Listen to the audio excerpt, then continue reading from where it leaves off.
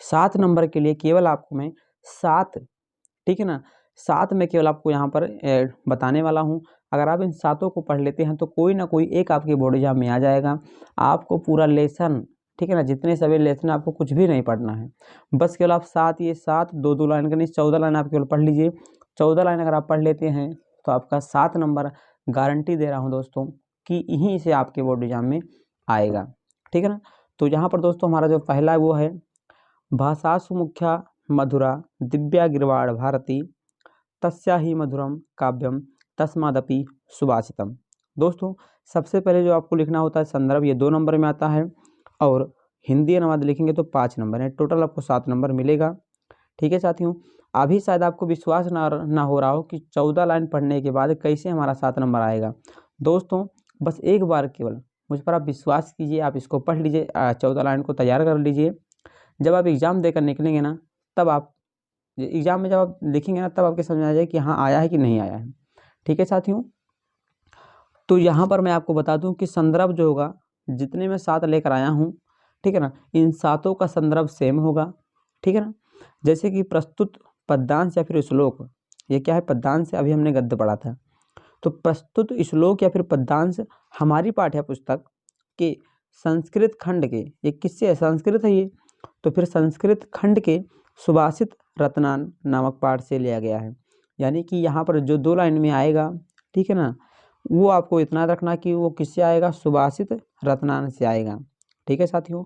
तो संदर्भ में आपको सिंपल सा लिख देना है कि यहाँ पर जो प्रस्तुत है, जो श्लोक प्रस्तुत है, ये हमारे ही पाठ से, लेकिन संस्कृत खंड के सुभाषित रत्नान नामक पाठ से लिया गया है।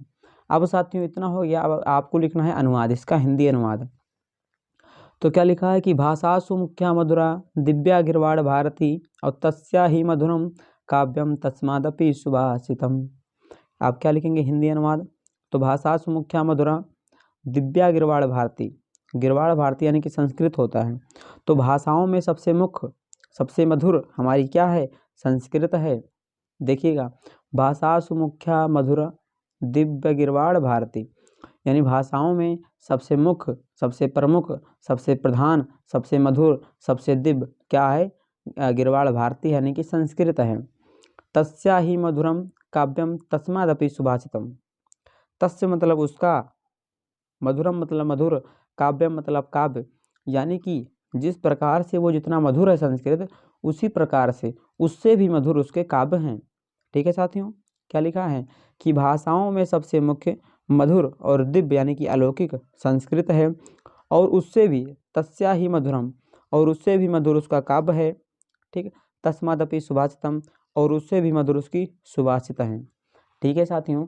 तो आशा करता हूँ कि आप इसको जो है ना, इसके अनुवाद को और संदर्भ को आसानी से समझ गए होंगे। संदर्भ आप एक समझ गए तो आपको सभी आ जाएगा, क्योंकि सेम सभी एक ही पाठ से लिया गया है। अब दोस्तों यहाँ पर सेकंड हमारा है, इसको तो आप बचपन में बहुत पढ़े होंगे। सुखार्थीन कुतो विद्यार्थीन सुखम, और सुखार्थी व तैजेत विद्यम, और विद्यार्थी व तैजेत सुखम, ठीक है। संदर्भ में क्या लिखेंगे, तो संदर्भ में सेम वही प्रस्तुत श्लोक हमारी पाठ्य पुस्तक के संस्कृत खंड के सुभाषित रत्नान नामक पाठ से लिया गया है। अब अनुवाद लिखेंगे, सुखार्थीन कुतो विद्यार्थीन सुखम। सुखार्थीन का मतलब होता है सुख चाहने वाला, कुतो मतलब कहाँ, विद्या मतलब विद्या, कुतो मतलब कहाँ, विद्यार्थीन मतलब विद्या चाहने वाला, सुखम मतलब सुख। तो सुखार्थीन कुतो विद्या, सुख चाहने वालों को विद्या कहाँ, सुखार्थीन मतलब सुख चाहने वाला, कुतो मतलब कहाँ, विद्या मतलब विद्या। तो सुख चाहने वालों को विद्या कहाँ, और विद्या चाहने वालों को सुख कहाँ, ठीक है साथियों। सुखार्थी व तैजेत विद्या, सुख चाहने वाला जो होता है वो विद्या को तैजेत मतलब त्याग देता है, और विद्यार्थी व तैजेत सुखम, और जो विद्यार्थी होता है वो सुख को त्याग देता है। यानी कि सुख चाहने वाले को विद्या नहीं मिलती, और विद्या चाहने वाले को सुख नहीं मिलता। इसीलिए सुख चाहने वालों को विद्या त्याग देना चाहिए, और विद्या चाहने वालों को सुख त्याग देना चाहिए। इसका मतलब दोस्तों ये है कि अगर आप कंफर्ट जोन में रहना चाहते हैं, ठीक है ना, तो आपका एग्ज़ाम में अच्छा नंबर नहीं आने वाला है, आपका कहीं पर भी सिलेक्शन नहीं होने वाला है। इसके लिए आपको सुख त्याग सब क्या होगा, त्यागना पड़ेगा। आपका जो फैशन है ये सब आपको त्यागना पड़ेगा, ठीक है ना। इसलिए दोस्तों कहा गया है कि सुख चाहने वालों को विद्या नहीं मिलती और विद्या चाहने वालों को सुख नहीं मिलता। और अगर आप आगे बढ़ना चाहते हैं, ठीक ना, तो आपको बहुत ही ईमानदारी से लगातार सतत प्रयास और मेहनत करना होगा, तभी आपको जो है अपने जीवन में लक्ष्य की प्राप्ति आपको हो पाएगी। तो प्यारे साथियों, आशा करता हूँ कि आप इस शिखंड जो है इसको भी आप बहुत ही शानदार लाजवाब तरीके से समझ गए होंगे। तो चलिए हम बात कर लेते हैं हमारा जो अगला है दोस्तों, यहाँ पर हमारा थर्ड है जल बिंदु निपातेन कर्मसा पूर्यते घटा और सा हेतु सर्वाविधानाम धर्मस्य च धनस्य च। क्या लिखा दोस्तों, जल बिंदु निपातेन कर्मसा पूर्यते घटा सा हेतु सर्वाविद्यानाम धर्मस्य च धनस्य च। अब दोस्तों संदर्भ आपको 2 नंबर में लिखना होगा, तो वही सेम लिख दीजिएगा कि प्रस्तुत श्लोक हमारी पाठ्य पुस्तक के संस्कृत भाग से या फिर संस्कृत खंड के कहाँ से, सुभाषित रत्नान नामक पाठ से लिया गया है। ठीक है साथियों, सिंपल सा आपको लिख देना है। उसके बाद में अनुवाद लिखना है। अनुवाद में क्या करना है आपको, जल बिंदु निपातेन कर्मसा पूर्यते घटा, घटा मतलब घड़ा, पूर्यते मतलब पूर्ण रूप से हो जाता है या फिर पूर्ण हो जाता है, क्रमशः मतलब लगातार, ठीक है ना। जल मतलब जल, बिंदु मतलब बूंद बूंद, निपातेन मतलब क्या होता है साथियों, तो निपातेन मतलब क्या होता है, भरना, एक प्रकार से आप कह सकते हैं फिल। तो यहाँ पर लिखा है कि जल के एक एक बूंद से घड़ा भर जाता है।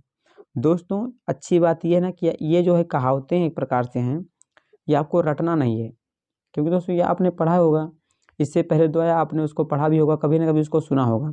तो अगर आप एक बार केवल इसको समझ जाते हैं ना, तो आपको रटना बिल्कुल नहीं पड़ेगा, आपको अच्छे से याद हो जाएगा और 7 नंबर बिल्कुल पक्का हो जाएगा, केवल इससे 7 नंबर, और 7 नंबर अगला होगा 14 नंबर हो जाएगा। और क्या लिखा है कि जल के एक एक बूंद से घड़ा भर जाता है, ठीक है, और समस्त विद्याओं, धर्म और धन का भी यही कारण है। यानी कि दोस्तों जिस प्रकार से, यहाँ पर इसका मतलब यह है कि जिस प्रकार से एक एक बूंद से घड़ा भर जाता है, उसी प्रकार छोटी छोटी बातों से, छोटे छोटे ज्ञान अर्जित करने से आपको विद्या मिलती है, ठीक है ना। छोटे छोटे काम करने से आपका धर्म आगे बढ़ता है और थोड़े थोड़े पैसे जमा करने पर आपका धन बढ़ता है। अर्थात कि इन तीनों की प्राप्ति के लिए उद्यम के साथ साथ धैर्य का होना भी आवश्यक है। यानी कि दोस्तों अगर आपको विद्या, धर्म एवं धन चाहिए तो आपको मेहनती होना पड़ेगा, और मेहनत करने के साथ साथ आपके अंदर धैर्य होना चाहिए, आपके अंदर पैशंस होना चाहिए, ठीक है ना। धैर्य नाम की चीज़ आपके पास होनी चाहिए दोस्तों। आप मेहनत कर रहे हैं तो आपके अंदर धैर्य होना चाहिए, ठीक है। वरना आप 1 महीना पढ़ने के बाद में आप डिमोटिवेट हो गए, तो आपको ऐसा बिल्कुल नहीं करना है। आपको धैर्य बना के रखना है, क्योंकि परिणाम एक दिन सामने होगा, सबके सामने होगा, ठीक है साथियों। तो यहाँ पर जल बिंदु निपातेन कर्मशः पूर्यते घटा और सा हेतु सर्वा विद्या नाम धर्मस्य चा धनस्य चा। यानी कि जल के एक एक बूंद से घड़ा भर जाता है, समस्त विद्या, धर्म और धन का भी यही कारण है, क्योंकि इन तीनों की प्राप्ति के लिए आपके अंदर मेहनत के साथ साथ आपके अंदर धैर्य का होना भी अति आवश्यक है। तो मेरे प्यारे साथियों, आशा करता हूँ कि आप इसको भी बहुत ही बेहतरीन तरीके से समझ गए होंगे। तो यहाँ पर चलिए हमारा जो अगला है, चौथा पैराग्राफ जो है, ठीक ना, इसको अब हम पढ़ लेते हैं। दोस्तों आपको बहुत ही आसान तरीके से इसको याद करने लेना है बस दोस्तों, ठीक है ना। और आप एग्ज़ाम में गारंटी है दोस्तों आप इसको कर पाएंगे, ठीक है, क्योंकि यहाँ पर एक प्रकार से कहानी के नुमा ये दिया है। आप सभी को पता है कि जल के बूंद से घड़ा भरता है, तो इतना अगर आप समझ जाएंगे ना तो आप एग्ज़ाम में अच्छे से कर पाएंगे। अगला क्या है, काव्य शास्त्र बिना देन कालो गच्छत धीमिताम और व्यसनेन चा मूर्खणाम निर्दया या फिर जिसको आप बोलते हैं निद्रा कलहेन वा। काव्य शास्त्र बिना देन कालो गच्छत धीमताम और व्यसनेन चा मूर्खणाम निर्दया कलहेन वा। संदर्भ इसका भी सेम रहेगा, वही संदर्भ मैं आपको बार बार संदर्भ बता रहा हूँ ताकि आपके जहन में ये बैठ जाए कि इसका संदर्भ क्या होगा। बस दोस्तों आपको इतना याद कर लेना है कि 2 लाइन का कोई भी आ जाए, ठीक है ना, आपको पहला वाला करना है। 2 लाइन का कोई भी है, पहला वाला करना है। या करके दिया होगा, 2 दिया होगा, लेकिन आपको नीचे नहीं केवल पहला वाला कर देना है। और आपको सिंपल सा दोस्तों इतना जानना है कि वो सुभाषित रत्नान नामक पाठ से लिया गया होगा, गारंटी है, ठीक। तो संदर्भ में क्या लिखेंगे कि वही प्रस्तुत श्लोक हमारी पाठ्य पुस्तक के संस्कृत खंड के सुभाषित रत्नान नामक पाठ से लिया गया है। ठीक है साथियों, बस इतना लिख देना है। इसका लिखेंगे अनुवाद। तो क्या लिखा, काव्य शास्त्र बिना देन कालो गच्छत धीमताम, यानी कि जो बुद्धिमान लोग होते हैं उन लोगों का जो समय होता है वो काव्य एवं शास्त्र के आनंद में व्यतीत होता है। दोस्तों, जो ज्ञानी लोग होते हैं, जो बुद्धिमान लोग होते हैं, उनका जो 24 घंटा जो जाता है, उनका जो 24 घंटा जो व्यतीत होता है, ठीक है ना, कहाँ व्यतीत होता है, सोने के बाद जो व्यतीत होता है वो काव्य एवं शास्त्र के आनंद में व्यतीत होता है। लेकिन व्यसनेन चा मूर्खणाम निर्दया कलहेनवा, और जो व्यसनेन प्रकार की जो व्यसनेन का मतलब होता है आदत है, और जो मूर्ख लोग होते हैं उन लोगों का समय सोने में, ठीक है ना, कलहेन करने में मतलब झगड़ा करने में, बुरी आदतों में उनका समय व्यतीत होता है। दोस्तों, इसका सिंपल सा मतलब यही है, इसका सिंपल सा अनुवाद ये है दोस्तों कि जो बुद्धिमान लोग होते हैं उनका समय काव्य एवं शास्त्रों के अध्ययन में जाता है, उसको पढ़ने में जाता है। लेकिन वहीं पर जो मूर्ख व्यक्ति होते हैं वो दूसरों से झगड़ा करते हैं, दूसरों से बहस करते हैं, सोते हैं, बस यही केवल उनका एक आदत होता है। ठीक है साथियों, तो आशा करता हूँ कि आप इसको भी बहुत ही बेहतरीन तरीके से समझ गए होंगे। अब हम चलिए बात कर लेते हैं हमारा जो अगला है। और दोस्तों, इसको तो आप सुने होंगे क्योंकि दादी आपकी इसको सुनाई होगी, ठीक है ना, बचपन में। अब दोस्तों आप इसको बताना है कौन कौन इसको, ठीक है ना, इसको कहानी के रूप में आप सुना है, कहीं से भी सुना है दोस्तों, इसको सुना है, आपको कमेंट बॉक्स में बताना है कि हाँ मैंने इसको सुना था। 5वें का, ना चोरी हार ना राज्यहार ना व्रत भाजना भारकार, ठीक है ना, बहुत ही अच्छा सा ये। और व्यय कीर्ति व्रत एवं नित्यम विद्याधनम सर्व धन प्रधानम, क्या लिखा है, ना चोरी हार ना राज्यहार ना भृत्य भाजना भारकार, और व्यय मतलब खर्च होता है, कीर्ति वर्धते मतलब बढ़ता है, एवं नित्यम विद्याधनम सर्वधनम प्रधानम, इसलिए विद्या के सभी धनों में, जितने सभी धन है उन सभी धनों में सर्वधन प्रधानम, विद्या ही क्या है, सबसे बड़ा धन है, सबसे बड़ा प्रधान है। वही दोस्तों लिखा कि ना चोरी हार ना राज्यहार, विद्या रूपी धन एक ऐसा धन होता है उसको ना तो चोरी चुरा सकता है, ना चोर चुरा सकता है, और ना राज्यहार, ना ही राजा उसका हरण कर सकता है, ना ही राजा उसे छीन सकता है, ना भृत्य भाज ना भारकार, और ना ही भाई उसे भाज्य कर सकता है, यानी कि ना तो भ्राता उसे बांट सकता है, और ना ही भारकार, और ना ही वह कभी भार बनता है। भार का मतलब जो सिर पे कभी भार नहीं बनता है। व्यय कीर्ते वर्धते, व्यय करने पर यह बढ़ता है, इसीलिए दोस्तों, इसीलिए नित्यम लगातार बढ़ता है, विद्या धनम सर्वधनम प्रधानम, इसलिए विद्या ही सबसे प्रमुख धन है। ठीक है साथियों, एक बार मैं आपको इसको अनुवाद फिर से बता दूं। विद्या रूपी धन एक ऐसा धन होता है जिसको ना तो चोर चुरा सकता है, ना तो राजा हरण कर सकता है, ना ही भ्राता इसे बांट सकता है, और ना ही कभी ये भार बनता है, बल्कि इसके स्थान पे व्यय करने पर यह बढ़ता है, यानी खर्च करोगे तो ये विद्या बढ़ेगी, लगातार बढ़ेगी, नित्यम बढ़ेगी। इसीलिए कहा गया है कि विद्या ही सभी धनों में सबसे प्रधान है, सबसे सर्वश्रेष्ठ है। ठीक है साथियों, सभी को पता होगा। और दोस्तों, ये बहुत ही बेहतरीन बातें हैं कि आप कुछ भी करिए लाइफ में, लेकिन आप विद्या ग्रहण जरूर करिएगा, ठीक है ना, क्योंकि धन होगा, ठीक है ना, कोई भी चुरा लेगा, पैसा होगा कोई भी छीन लेगा, ठीक, चला जाएगा। लेकिन अगर आपके पास क्या है, धन है, तो वो दोस्तों अगर आपके पास साथ में क्या है, विद्या है, तो वो बहुत काम आएगा आपके, ठीक है ना। वो कहते हैं ना कि आप सुने होंगे डायलॉग कि आपके पास क्या है, ठीक है ना, मेरे पास, तो वो बोलता है कि मेरे पास तो माँ है, ठीक है ना। तो उसी प्रकार से मेरे पास तो माँ है और मेरे पास तो विद्या है, यानी मेरे पास दोनों हैं, ठीक है ना। आपने सुना होगा कि बोलता है कि आपके पास क्या है, तो बोलता है मेरे पास कुछ नहीं, लेकिन मेरे पास माँ है। ठीक है साथियों, तो आशा करता हूँ कि आप इसको भी बेहतरीन तरीके से समझ गए होंगे। चलिए अब हम बात कर लेते हैं हमारा जो अगला 6वां जो है मोस्ट इम्पॉर्टेंट यहाँ पर संस्कृत का श्लोक है। दोस्तों, अगला है परोक्षे कार्यहंतारम प्रत्यक्षे प्रियवादिनम, परोक्षे मतलब पीछे, कार्य मतलब कार्य, हंतार मतलब हंतार नष्ट करने वाला, प्रत्यक्षे मतलब सामने या प्रत्यक्ष में, प्रिय मतलब प्रिय, वादिनम मतलब बोलने वाला। और क्या लिखा है, परोक्षे कार्यहंतारम प्रत्यक्षे प्रियवादिनम। और क्या लिखा है, वर्ज्यता दृश्यम मित्रम विष कुंभम पायोमुखम। इसका मतलब क्या है, संदर्भ तो सभी में सेम हो जाएगा, अनुवाद लिखेंगे। पीठ पीछे कार को नष्ट करने वाले, परोक्षे कारहंतारम यानी पीठ पीछे, ठीक है ना, आपकी बुराई करते हैं, और प्रत्यक्ष में अगर आपके सामने वो क्या है, प्रिय बोलते हैं। इसका मतलब क्या है कि पीठ पीछे पीछे अगर आपकी बुराई करते हैं और सामने अगर आपके मीठे बोलते हैं, तो ऐसे मित्रों का तुरंत त्याग कर देना चाहिए। ठीक उसी प्रकार जिस प्रकार विष यानी कि जहर से अगर कोई घड़ा जो है वो भरा हुआ है और उसके ऊपर दूध है, तो उसका तुरंत त्याग कर दिया जाता है।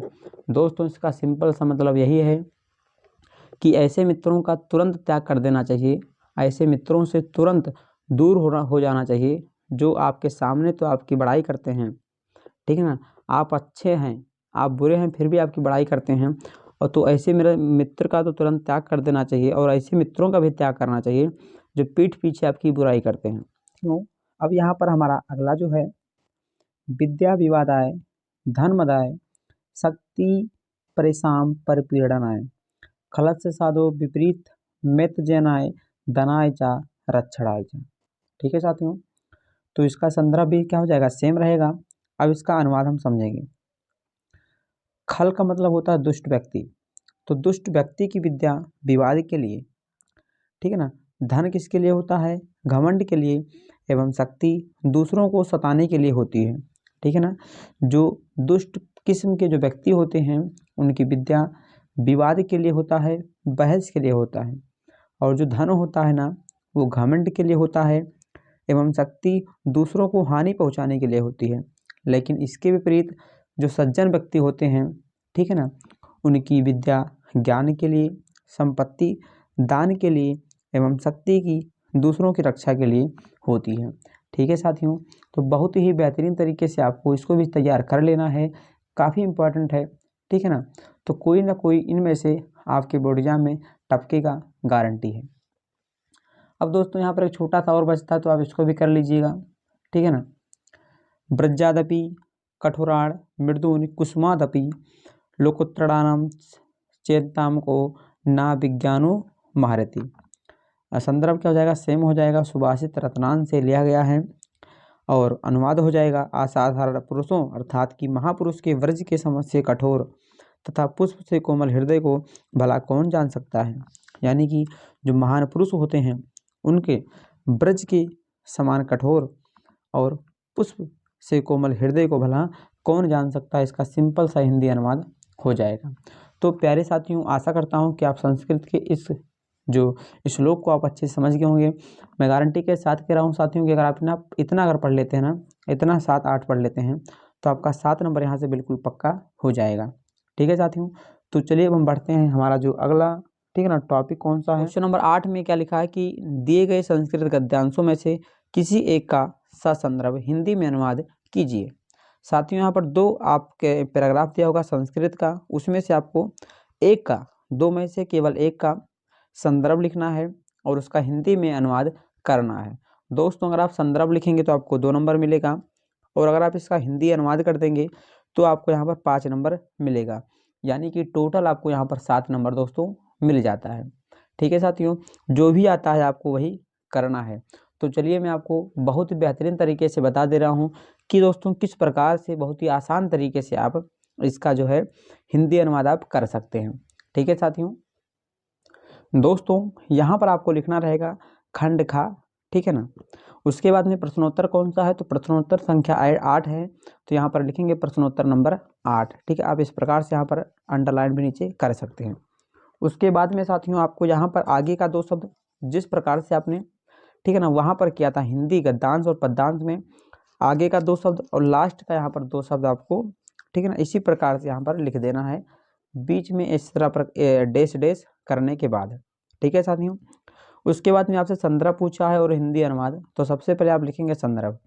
दोस्तों, संदर्भ लिखने के लिए आपको सबसे पहले पता होना चाहिए कि ये जो गद्यांश यानी कि जो संस्कृत का गद्यांश आया है वो किस पाठ से लिया गया है। ठीक है साथियों, सेम हिंदी का जो गद्यांश पद्यांश होता है उसी प्रकार संस्कृत में भी गद्यांश पद्यांश होता है। तो इसके लिए लेसन का नाम आपको पता होना चाहिए। ठीक है साथियों, तो यहाँ पर सबसे पहले हम लिखेंगे संदर्भ, इसमें लिखेंगे कि प्रस्तुत गद्यांश हमारी पाठ्य पुस्तक आत्मज्ञ एवं सर्वज्ञ से उद्धृत है। यानी कि यहाँ पर जो पैराग्राफ दिया गया है, ठीक है ना, ये एक पाठ है आत्मज्ञ एवं सर्वज्ञ नामक पाठ से ये लिया गया है। ठीक है साथियों, मैं जो है आपको बता दूं कि आपको संस्कृत में लेसन नंबर फर्स्ट और लेसन नंबर सेकंड केवल पढ़ लेना दोस्तों। ठीक है, यहीं से आपके बोर्ड एग्जाम में क्वेश्चन फंसेगा, मैं गारंटी के साथ कह रहा हूँ। आप लेसन नंबर फर्स्ट और सेकंड संस्कृत में पढ़ लीजिए, 7 नंबर आपका यहाँ से पक्का हो जाएगा। ठीक है, और 7 नंबर का और आता है, यानी कि जिस प्रकार से ये 7 नंबर में 2 आया है, 1 करना है, उसी प्रकार से 7 नंबर में और आता है, तो उसके लिए मैं आपको 1 लेसन बताऊंगा। यानी कि साथियों अगर आप 3 लेसन केवल पढ़ लेते हैं तो आपका 7 और 7 14 नंबर तैयार हो जाएगा। तो दोस्तों इसके लिए आप लेसन नंबर फर्स्ट सेकंड को तैयार कर लीजिएगा। मैं आपको यहाँ पर बता दूँ किस प्रकार से आपको करना है। और जो अगला 7 नंबर आता है, ठीक है ना, उसको मैं 1 लेसन को आपको मैं करा दे रहा हूँ, यानी कि 7 नंबर तो मैं आपका करा दे रहा हूँ, और यहाँ पर इसको किस प्रकार से करना है ये आपको बता दे रहा हूँ, और आप 1 और 2 लेसन को पढ़ लीजिएगा। बस दोस्तों आपका 14 नंबर संस्कृत में बिल्कुल पक्का हो जाएगा। अब साथियों यहाँ पर क्या लिखा है, तो सबसे पहले आप संदर्भ लिख लीजिए। इतना हो गया संदर्भ। ठीक है, अब व्याख्या में क्या यहाँ पर लिखा है, अब इसको पढ़िए। पढ़ने के बाद साथियों आपको क्या करना है, आपको इसको पढ़ना है। पढ़ने के बाद में जो भी इसका अर्थ निकल रहा है, ठीक है, चाहे टूटा फूटा कुछ भी आप लिख पा रहे हैं तो इसको आप लिखिए दोस्तों, आपका गलत नहीं होगा। ठीक है ना, क्योंकि हिंदी में अनुवाद करना है, थोड़ा बहुत गलत हो जाएगा तो चल जाएगा। ठीक, इंग्लिश तो है नहीं कि अगर इसमें इंग्लिश में आप इज की जगह पे वाज लगा दिए तो गलत हो जाएगा। आपको यहाँ पर वो सब है नहीं, बस आपकी समझ में जो आ रहा है उतना आप करिए। आपका यहाँ पर दोस्तों एक भी नंबर नहीं कटेगा। जैसे कि याज्ञवल्क्य उवाच, लेकिन अगर आप एक बार इसको पढ़ लेंगे, एक बार देख लेंगे तो एग्जाम में आप अच्छे से कर पाएंगे। एक बार आप क्या करिए, कहानी की तरह इसको पढ़ लीजिए। ठीक, उसके बाद में आप इसको अच्छे से बहुत ही बेहतरीन तरीके से तब आप कर पाएंगे। ठीक, याज्ञवल्क्य उवाच, याज्ञवल्क्य ने कहा, ना वारे मैत्रिय, नहीं मैत्रिय, पत्यु कमाए पति प्रियो बहुत। जो पति होता है, ठीक है ना, वो अपने ही कामना के लिए प्रिय होता है। कमाए मतलब कामना, प्रियो मतलब प्रिय, बहुत मतलब होता है। आत्मनस्तु वे कमाए पति प्रिय बहुत, और वह जो पति होते हैं वो केवल अपने ही कामना के लिए प्रिय होते हैं, किसी की कामना के लिए प्रिय नहीं होते हैं। नावरी नहीं मित्रिय, जा जाया कमाए जाए प्रिय बहुत। जो भी होते हैं ना, सभी अपने ही अपनी कामना के लिए प्रिय होते हैं। ठीक है, इसी प्रकार से दोस्तों ये बहुत ही सिंपल सा है। आगे क्या लिखा है यहाँ पर कि पुत्र अपने ही कामना के लिए प्रिय होते हैं, ठीक है ना, वो किसी की कामना के लिए प्रिय नहीं होते हैं। यहाँ पर आप देख सकते हैं सब कुछ वैसे ही बहुत ही बेहतरीन तरीके से यहाँ पर लिखा गया है। तो दोस्तों यहाँ पर अनुवाद में आप क्या लिखेंगे, याज्ञवल्क्य बोले, अरे मैत्रेय, पति पति की कामना के लिए प्रिय नहीं होता, पति तो अपने ही कामना के लिए प्रिय होता है। यानी दोस्तों कोई भी व्यक्ति है, ठीक है, वो दूसरों के लिए प्रिय नहीं होता, वो केवल अपने काम निकालने के लिए आपसे बातें करता है। इसी प्रकार से यहाँ पर दोस्तों सभी प्रकार से लिखा गया है। उसी प्रकार पत्नी भी अपनी कामना के लिए प्रिय नहीं होती, पत्नी भी अपनी ही कामना के लिए प्रिय होती है। और फिर लिखेंगे उसी प्रकार पुत्र भी, ठीक है ना, अपनी कामना के लिए प्रिय नहीं होता, पुत्र भी अपने ही कामना के लिए प्रिय होता है। ठीक है साथियों, तो इस प्रकार से आपको अनुवाद कर देना है। बस आपको केवल लेसन नंबर फर्स्ट और सेकंड को एक बार, आपके पास क्वेश्चन बैंक होगा, आप केवल एक बार इसको कहानी की तरह पढ़ के चले जाइए। मैं गारंटी के साथ कह रहा हूँ साथियों कि यहीं से आपके बोर्ड एग्जाम में आएगा।